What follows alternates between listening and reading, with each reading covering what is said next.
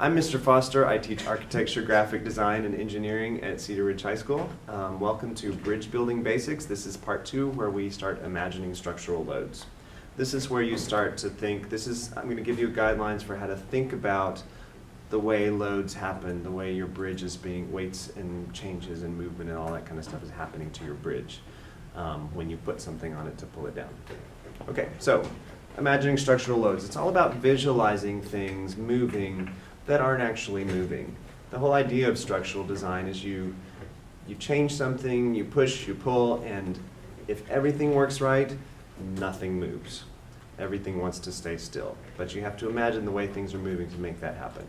So I've used this term load. Load is just a force. It's when you push something, pull on something. If there's a person jumping on a floor, you've got a load. If you've got a desk sitting on a floor, you've got a load. If you start pulling down on the ceiling, you're putting a load on it. All these things are simply loads for structural design. So there's two main kinds of loads. There's actually several, but for our purposes, we're going to talk about two. We're going to talk about a point load. So let's go back to our birdhouse. Little opening for the bird, a little post to sit on. So let's say a bird comes, and let's say it's a really big bird. Too big for the birdhouse. And particularly ugly. Didn't I talk about that last time, making it look bad the first time?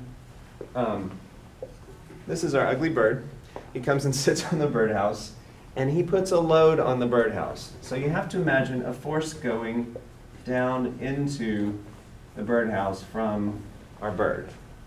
This is a point load because he's resting on just one point. So imagine that pushing down.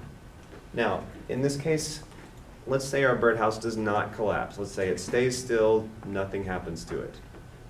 Now, if there's a force going down, something should happen to it, unless there's a force going back up against it.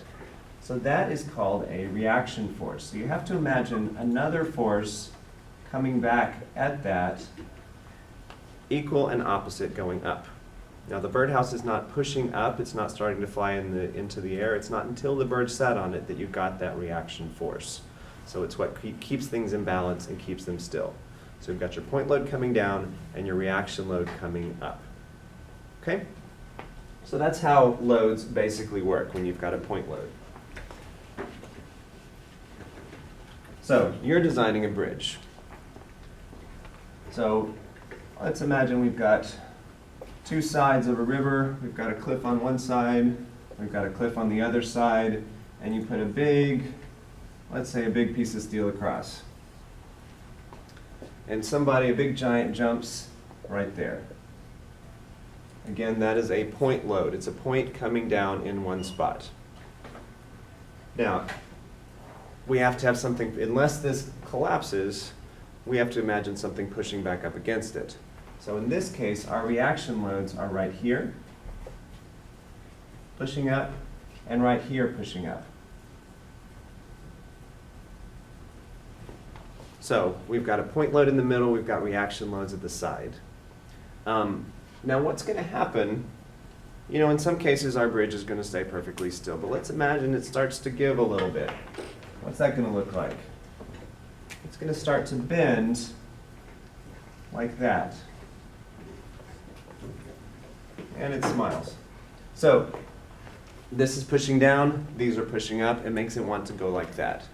So what you want to imagine is that while that's happening, feel this being stretched out. So this is being pulled this way and this way, while these parts, the fibers in this are being pushed in. This pull out is called tension. It's a pulling motion, a force going in opposite directions. The ones going in are called compression. Anytime you press on something and you're pushing it in, that's called compression. So we've got compression at the top and we've got tension at the bottom.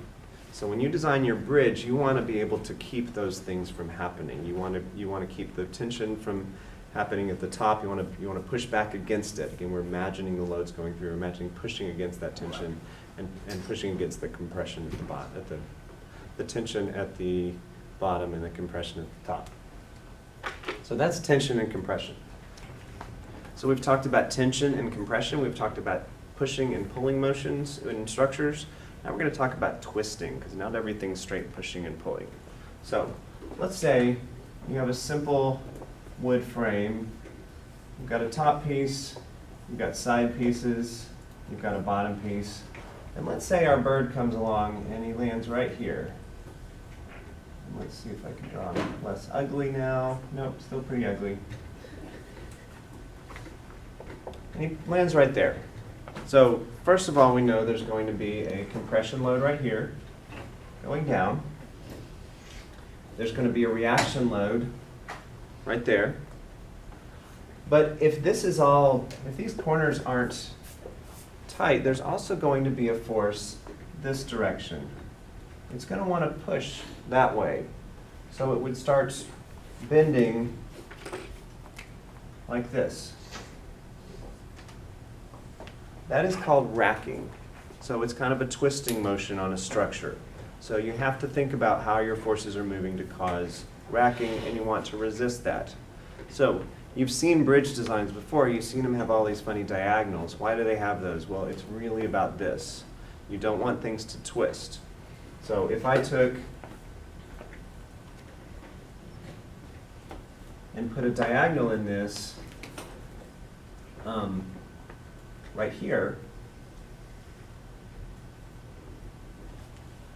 this dimension would have to stay the same. When my structure twists, this dimension gets much longer in this parallelogram. But with this thing here, it can't do that. It's kind of holding it back. So it's a tension member right here, pulling that back. Now tension, things that are in tension, if it's got a pulling motion, if it's being pulled on rather than pushed on, materials tend to be pretty sturdy in that direction. And you can use less material, like you can use thinner pieces of wood if it's going to be pulled on rather than if it's going to be pushed on. So this diagonal is a pretty effective member. You also want to think about if it's going to be pushed this way or that way. So with your bridge, remember you had the bridge bending down. You'll end up having things move parallel to each other. So they'll bend down, and each of those things will move together with the tension in the bottom and the compression in the top. So you want to add diagonals into that to keep that motion from happening, because each one of those little pieces of your bridge is going to rack, so you need to prevent that. So that's the basics of how you imagine loads moving through structures, how you deal with point loads, reaction loads, tension, compression, and racking. So have fun designing them. Think about these things as you develop your designs.